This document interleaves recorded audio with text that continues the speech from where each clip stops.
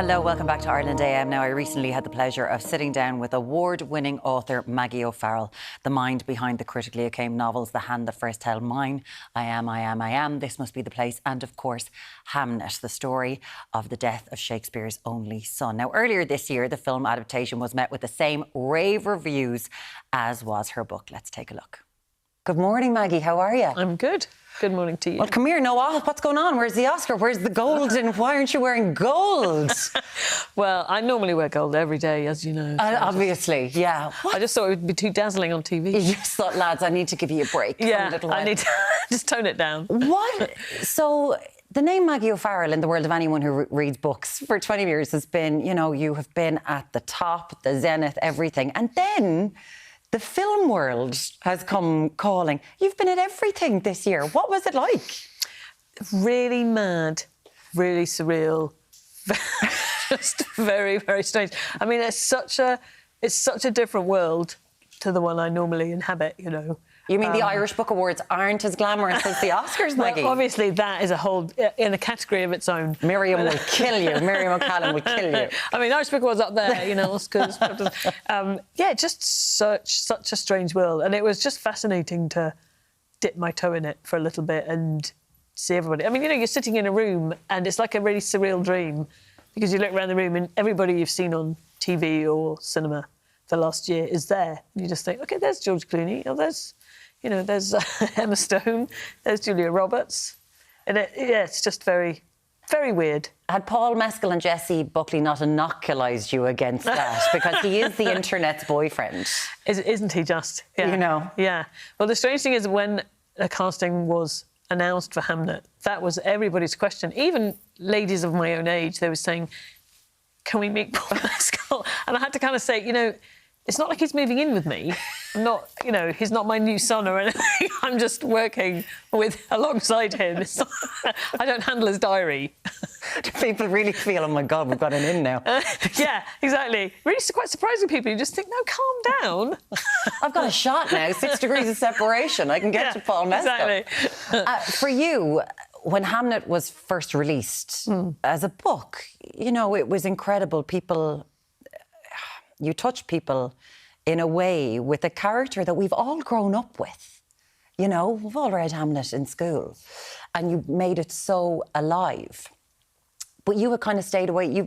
You've been toying with the idea of that book for a very long time.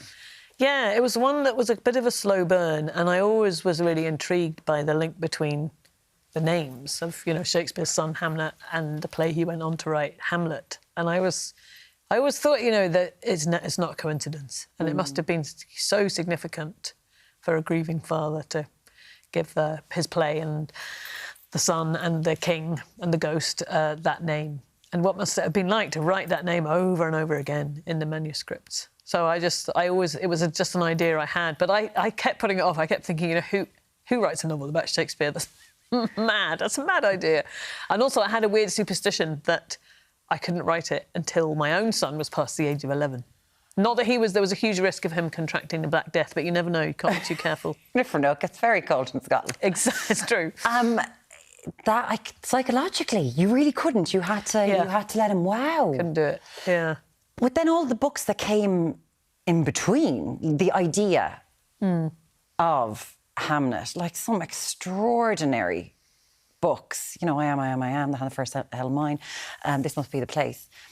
When you decided to sit down and do it, like you're going back in time, like it's history, and you'd very much sort of lived in the present in your writing. That must have been quite different for you. Yeah, it was a bit nerve-wracking. I mean, there was so much vertigo taking on Shakespeare in fiction that actually that was the thing that kind of really freaked me out. And, you know, I mean, I'm quite... my kids call me a neek. I don't know if you know that word. It's a cross between a nerd and a geek. Which, I really love it. It's great, isn't it? So I kind of love going to libraries and looking up, reading lots of books and finding out, you know, how did people in Tudor times make bread. Oh, yeah, I love all that. A neek? Yeah. People just call you a neek? That's what my kids call me. Do you cosplay? You don't cosplay as well, do you? No, imagine. But I did have, it's weird, I have a red dress, which I really like, and I put it on the other day, and both my daughters are now teenagers, they both went, oh, you look like you're trying to be Jessie Buckley playing Agnes. And I was kind of, Oh. And I think I'm going to have to retire that dress. Right? It's a great dress, and I think Jessie looked at it, but I can't, I can't compete with Jessie. You can't compete with you. Just like I can't be doing anything between this. So, writing a novel, you write just the most amazing books, and then kind of going, Harry, getting a phone call going, would you be a screenwriter of your own novel? Yeah. You didn't want to do it? No, originally I thought I was going to say no, because I thought I'm moving on to new things, I want to write other books and maybe it's not for me. And so I got on a Zoom call with Chloe Zhao, who had expressed an interest in directing it. And she said she wanted me to co-write it with her. And I thought, at the beginning of the Zoom call, I thought, OK, I'm going to say thanks so much, but no. And then, I don't know, Chloe's a very persuasive person. And she just it wasn't what I was expecting at all. When you have a Zoom call with an Oscar-winning director, I was thinking, OK, I'm going to see, I don't know, a Beverly Hills mansion, there's going to be an infinity pool, there's definitely going to be a butler of some kind in the background. And instead, what came on screen was this woman who had really wet, salty hair. She'd just been surfing, and she was in a kind of caravan. And in the background were lots of dogs kind of wandering about and napping. And I thought, oh. And she'd kind of brandished the book at the screen, and she said, I want to make this, I want to make this. So I was a bit taken aback, and I thought, OK, actually, maybe I can work with this person. So I found myself saying yes, and I went through to the kitchen, and my husband said, oh, how did she take it? And I said, actually, I changed my mind. I am going to do it. He's like, cheers, thanks a million, that's great. Were you like, she's a neek too, she's going to get... Maybe it was the neek vibes. Did you enjoy it? Yeah, it was really interesting. I felt like I learnt so much. And I think when you hit 50, one of the reasons I said yes, because I thought, actually, you need to keep doing new things. You need to step outside your comfort zone and challenge yourself. And I thought, actually, why not? What's the worst that could happen? I'll give it a try. Yeah, I think being one of the best novelists of our time, it's not hard enough, Maggie. It's not. Throwing the compliments at you now. But for all of these things, like, you still... Because there's one thing that you've done your last 3 books. Mm-hmm. Because you had Hamnet, then you had Marriage Portrait, and now your new book, Land. So you're back in time. Like, these are all historical books. Why is that? Why do you think that's happened? I don't know. It's not like I've set out and thinking I'm now going to write a historical capital H novel, capital N. It's just the stories that have drawn me, I think. I always feel that you don't necessarily choose the books choose you. You've got to pay attention to the one that's tugging, calling your name the loudest or tugging on your sleeve most insistently. Well, can you tell us what was tugging on your sleeve about your brand new book? It's out now. This is called Land.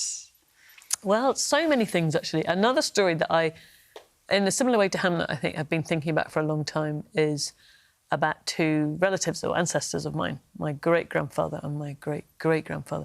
So my great-grandfather, we know, had been a Jesuit, which is not, as you know, it's not something that happens by accident. It's not something that... it takes a long time and a lot of dedication. So he was a Jesuit for a while, and then he gave it all up and became a mapper, as his father had been. And that's always really intrigued me. I thought, who on earth would train to be a Jesuit and then leave and then do what his father had done? So I did go and look. I went dived into the archives in Dublin, here in Dublin, just to see if I could find him. And I did find him. And then I realised that he had started working for the Ordnance Survey, which at that time was run by the British Army. He started working for them in 1848. And that date really stopped me in my tracks. Wow. And I thought, what, it was obvious why they were doing revisions of the map at that point. But what must it have been like to work on revising maps of Ireland, making the amendments, and it's, everybody knows with that date what had happened. The island had undergone a huge cataclysmic change. And Gartha Moor, yeah. Yes. So the whole novel just grew out of that moment. The way you make people cry in books, or feel emotion, or feel happiness, because there's so many funny books as well, but also the emotion you bring out in people. Does that come to the surface in you every day? Like, are you on the cusp of being like, what am I feeling now? I must put it down in a book? Or are you like, no, I'm grand, lads, it's fine. I'm not always making someone cry. I don't know. I suppose it depends on the subject matter. I mean, I think if you're going to be writing, say, about the death of a young boy, then it's appropriate that it's upsetting. I wanted the death of Hamnet to feel affecting because I felt that scholars and historians had downplayed his influence on Shakespeare. And, you know, if you are, as I've done, to choose to write a novel which encompasses and go to more, the famine, then absolutely it has to be hard-hitting. You have to really uncover everything about it. Yeah. You can't just skim it over and say, oh, then that happened and on we move. You know, if you're going to write about it, you have to write about it in you know, with truth in mind. And with the 1926 census in Ireland that's just been released here, and people kind of looking back, because you do bring the famine it's very prescient. You know, it does feel like we're connected to it through this book. Like in reading it, it becomes very real. What happened to people. And is that something like through your history that you became acutely aware of, considering, you know, where your great-great-grandfather and what they've done? Yes, I mean, you know, it's hard to ignore it, really, if you're going to think about the history of Ireland, isn't it? I think the interesting thing that came to me as I was writing the book is it's actually perfectly possible to write about the history of Britain without mentioning Ireland. But if you're going to write about the history of Ireland, it's impossible to go into it without mentioning Britain. Yeah. You know, the two countries are kind of involved, but, you know, it's a very thorny subject. And I do think that people in Britain and schools in Britain don't teach the famine as much as they should. I mean, when I was at school, I was at secondary school in Scotland, and there was half a page on the famine in our history books, and it said two things. It said it was all caused by the potato blight, and that Queen Victoria gave some of her own money, which, you know, and those, I mean, you know, in that kind of sense of eliminating a lot of facts there. I mean, there are so many. I mean, I mean, you know, it is. You kind of want to laugh, but you also want to cry. Yeah. Yeah, because it's not even 1% of the whole story. But it's what you were kind of given. In this book, you do the story Unbelievable Justice, but give us something else in all of it. And you've written about Ireland a good few times now in your books. You know, this must be the place. It's just so wonderful how you bring it in. Did you say of your dad that he was one of those Irish immigrants who never really got over it? No, still not. In fact, he's coming over today. Coming today, is he? I sent him a photo last night. I was on the pier in Dunleary, which is near where he grew up, and I said, look where I am. And he said, he called me, and his voice was shaking with emotion. He said, it's the best place in the world. I said, yeah, it's nice. So no, you know, he hasn't. He has a personal, you know, he takes it personally if an Irish person wins a gold medal or, say, an Oscar, for example. It's a kind of personal reflection on him. Oh, my God, did he meet Jessie after the Oscar? I would never let him meet Jessie, because Jessie would never recover. I think we all need a Mr. O'Farrell movie now. My dad has to stay away. You've met George Clooney. Can you not go up and be like, Harry, will you play my dad? Is that not a thing that you can do now, Maggie? You've got that power. My dad and George Clooney are so far apart. In looks, personality, everything. He's got an Irish ancestor back there somewhere. We can claim him. He must do. He must do. Yeah. The new book is called Land by Maggie O'Farrell. It is out now and it is absolutely wonderful. Maggie, thank you so much for giving us your time. It's a pleasure. Thanks for having me. Thanks. That was lovely. I'm so cool around authors, aren't I? I keep my cool so well. Yeah, that was great. Lovely chat. It's a fabulous book. You'll be balling. Fair play. Oh, yeah, just what I need. Okay.